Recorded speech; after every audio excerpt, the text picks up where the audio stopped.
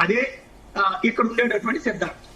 ప్రియా గారు, ఇప్పుడు మావోయిస్టుల ఉద్యమంలో కీలకమైన నేతలు ఎన్కౌంటర్లు చనిపోయారు, కొందరు సరెండర్ అయ్యారు. ఇంకా ఉద్యమాన్ని ఎవరు నడిపిస్తున్నారు? అసలు మావోయిస్టు ఉద్యమం పూర్తిగా ముగిసిపోయే అవకాశాలు అసలు ఎంతవరకు ఉన్నాయనుకో? నేను ఇక్కడ ఒక్క విషయం సాయి గారు పూర్తిగా స్పష్టంగా చెప్పలేదమ్మా.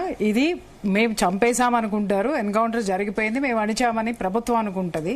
కానీ ఇది అణిగేటటువంటి ఇష్యూ అయితే మాత్రం కాదు. ఎందుకు అనంటే ఎప్పుడైనా సరే ఆ సిచ్యువేషన్ ని, ఇప్పుడు భావ ప్రకటన స్వేచ్ఛ ఉందని ఇందాకటి వరకు ఎంత తతంగం నడిచిందో మనకి ఇక్కడ, ఇవాళ క్లియర్ గా ఇదే విధంగా వేరే దేశంలో ఉండే ఆయుధాలు పట్టుకుని మీ దేశంలో ఉన్న వాళ్ళని చంపుతాము, మీ దేశంలో ఉన్న వాళ్ళని ఇచ్చేస్తామంటే ఏ దేశమైనా ఉపేక్షిస్తుందా?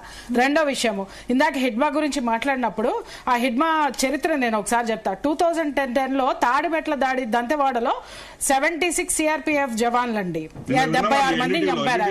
2013లో సార్ ప్లీజ్ సార్ ప్లీజ్ మాట్లాడివ్వండి. నేను మాట్లాడలేదు కదా, మీరు మాట్లాడేటప్పుడు వినండి.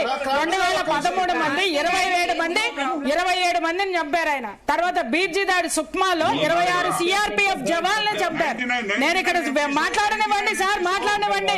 సుక్మా రోడ్డు నిర్మాణ కాంట్రాక్టర్ లో 9 మందిని చంపారు. బీజాపూర్ లో 2021లో 22 మంది జవాన్లు చంపారు. ఈ హ్యూమన్ రైట్స్ జవాన్లు చంపిన రోజున ఎందుకు ఖండించలేదు? ఒక విషయం, వాళ్ళ ప్రాణాలు కాదా? ఇవాళ పాపంలో వచ్చాడు కాబట్టి పాపం చంపారు అని అంటున్నారు. చనిపోయినటువంటి కుటుంబాలు ఈ హింస ఎక్కడికి పోయింది? వీటికి ఎవరు సమాధానం చెప్తారు? అరే ఎదుటివాడు మనమే మాట్లాడాల్సి ఇన్నాళ్ళ వరకు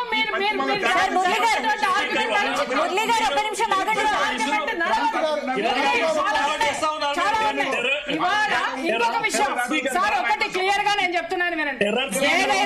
ఒక నిమిషం ఆగండి సార్ ప్లీజ్.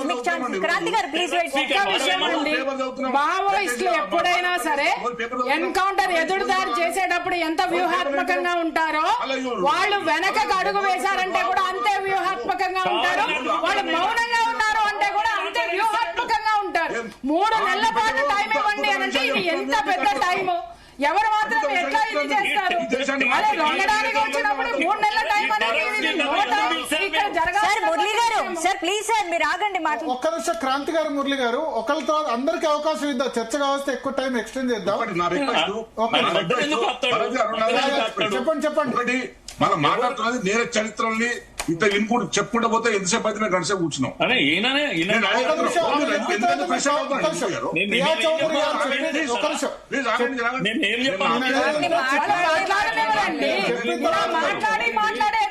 మాట్లాడకుండా చేసే కదా నెగ్గుకుంటూ వచ్చారు ఇప్పటి వరకు. అరే వాదన వినండి, మీరు మాట్లాడినప్పుడు ఎవరు మాట్లాడారు? మేము సమయాన్ని పాటిస్తున్నాం కదా. అరే మాట్లాడనివ్వరు, చెప్పనివ్వరు. వాళ్ళ గురించి ఒక మాట వస్తే మాట్లాడనివ్వరు. కపూర్ గారు ప్లీజ్ సార్ ఆగండి. ఒక్క నిమిషం. గఫూర్ గారు, మురళి గారు, క్రాంతి గారు, ప్రియా చౌదరి గారు కంప్లీట్ అయితే ప్రియా చౌదరి గారు చెప్పండి. గఫూర్ గారు కూల్, మురళి గారు కూల్.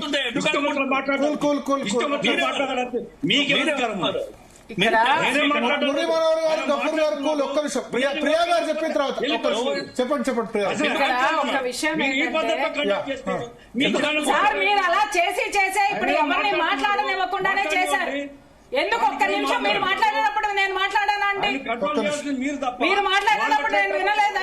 నేను మాట్లాడిన తర్వాత కౌంటర్ ఇవ్వండి. గఫూర్ గారు ఎవరిని మాట్లాడి ఇలాగే నోర్లు వేసుకొని పడిపోతున్నారు, ఇలాగే ఆర్గ్యుమెంట్లు చేసేస్తున్నారు. అదే వినండి సార్. గఫూర్ గారు మీకు ఇస్తాను మళ్ళీ అవకాశం.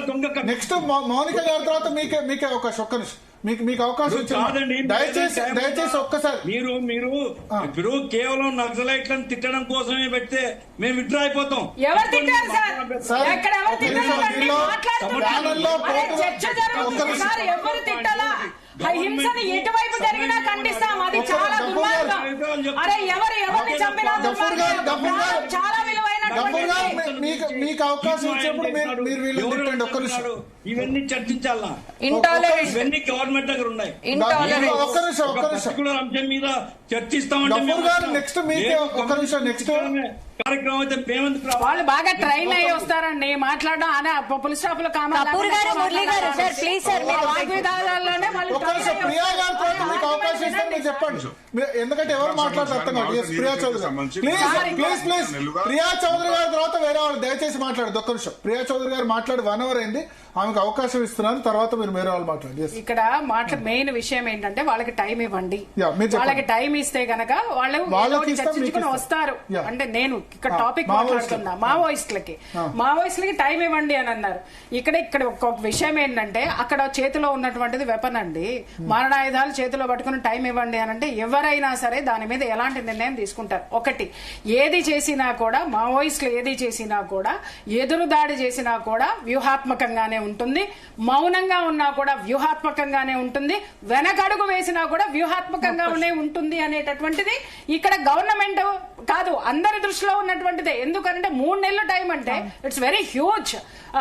అంత టైం ఇస్తే ఇక్కడ ఏ విధమైనటువంటి ఎత్తుకు పై ఎత్తులు ఇప్పుడు 2005లో చూసాం మనము. చర్చలు శాంతి చర్చలు అన్నారు. అరే ఇక్కడ చర్చలు జరుగుతుంటే అక్కడ ఎన్కౌంటర్లు ఎందుకు జరిగాయి? ఎవరూ ఆపలేదు.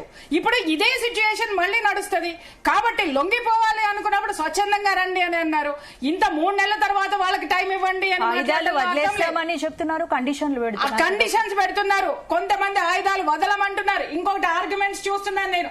అరే ఆయుధాలు వదలమండి, ఆయుధాలు మీ దగ్గరే పెట్టుకొని లొంగిపోండి అని అంటే ఇది ఎక్కడ అంటే అందరికీ లైసెన్స్లు ఇవ్వండి సరిపోతుంది. మాకు కూడా జనజీవన సమంతలో ఉన్న వాళ్ళకి కూడా లైసెన్స్లు ఇస్తే ఇప్పుడు ఆయన మీద దాడి జరిగింది, ఆయన లాంటి వాళ్ళకి కూడా లైసెన్స్లు ఇచ్చేయండి. అందరం పట్టుకొని తిరుగుదాం తుపాకులు. ఇంకెందుకు పెన్నులు వద్దు, గన్నులు పట్టుకొని తిరుగుదాం, లేకపోతే ఇంకోటి తిరుగుదాం. ఇక్కడ ఏ విధమైనటువంటి వ్యూహం ఉండి తీరుతుంది. ఖచ్చితంగా ఆ వ్యూహం ఇంప్లిమెంట్ అయితే మళ్ళీ మారణ హోమం అనేటటువంటిది జరుగుతుంది. జరిగింది కాబట్టే ఆ ఇష్యూ ఉన్నది కాబట్టి దీన్ని ఇది చేస్తున్నారు. ఇంకొకటి ఏంటంటే అసలు ఆ లెటర్ ఎక్కడి నుంచి వచ్చింది అనేది ఇంకా తేలలేదు. ఇక్కడ మనం కొట్టుకుంటున్నాం. అది ఫస్ట్ తేలాలి కదా. అది నిజంగానే ఎక్కడి నుంచి వచ్చింది, ఏ ఆర్గనైజేషన్ పంపించింది, మీరు అన్నట్టుగా పార్టీ పరంగా పంపించారా లేకపోతే కింద ఉన్నటువంటి వాళ్ళు భయపడి పంపించారా? అరే అంటే ఇంకొకటి కూడా ఇక్కడ ఇది కూడా ఒక పథకంలో భాగమే. వీళ్ళ వ్యూహాలు కాదు, సిద్ధం అన్నారు కానీ ఆయుధాలు వదలమన్నారు ఇంతకు ముందు. ఇక్కడ వీళ్ళ వ్యూహాలు చాలా గొప్పగా ఉంటాయి. ఎలా అంటే జస్ట్ తేనె తుట్టిని ఇలా కల్లిస్తారనమాట. లోపల నుంచి ఎలా వస్తాయి, ఎన్ని వస్తాయి, ఏమొస్తాయి చూసి తర్వాత తదుపరి అడుగుంటుంది. అందుకే చెప్తున్నా ప్రతిదీ వాళ్ళది వ్యూహాత్మకంగానే ఉంటుంది. గెరిల్లా వ్యూహాత్మకం దగ్గర నుంచి చూస్తే ఆయన అన్నారు కదా మేధావులు, ఇక్కడ అందరూ పుచ్చిపోయిన మేధావులు ఉంటే అక్కడ అందరూ మరి ఏ మేధావులు ఉన్నారో మరి అర్థం కాదు. మరి ఆ మేధావులందరూ చేసేటటువంటి వ్యూహాలకే గవర్నమెంట్ ప్రభుత్వం అనేటటువంటిది ఖచ్చితంగా టైం ఇవ్వడం పట్ల ఆలోచన అనేటటువంటి డెఫినెట్ గా చేస్తుంది. దానికి టైం ఇవ్వరు.